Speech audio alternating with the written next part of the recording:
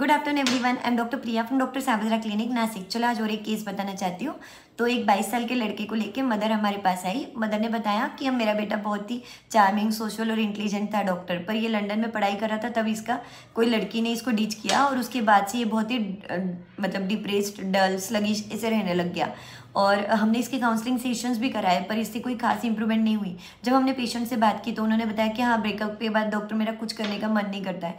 मुझे ऐसा लगता है मैं एक जगह बस पड़े रहूँ और मुझे बिल्कुल पढ़ाई में भी कॉन्सेंट्रेट नहीं कर पा रहा हूँ, क्योंकि बहुत ही अंदर खालीपन महसूस होता है।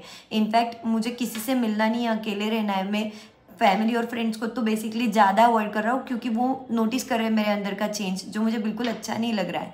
और कहीं ना कहीं डॉक्टर मुझे मतलब बहुत गुस्सा है उस लड़की के लिए, क्योंकि मैंने उसके साथ पूरी लाइफ प्लान कर ली थी। और जब भी मेरे प्लान्स चेंज होते हैं ना, तो मुझे नेक्स्ट लेवल गुस्सा आता है डॉक्टर।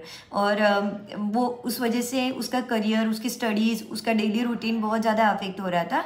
और पेशेंट बेसिकली बहुत स्लो बात कर रहा था। ये तो मैं शॉर्ट्स में बताना है, इसलिए आपको फास्ट बता रही हूँ। तो हमने पेशेंट के फॉलोइंग रूब्रिक्स लगाए।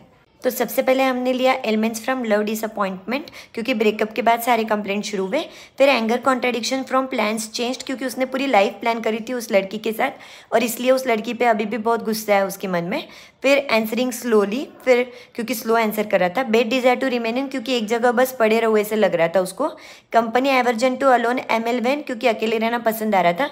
Concentration difficult attempting to concentrate, vacant feeling with, मतलब जब भी कॉन्सेंट्रेट करने जाता था तब खालीपन महसूस होता था।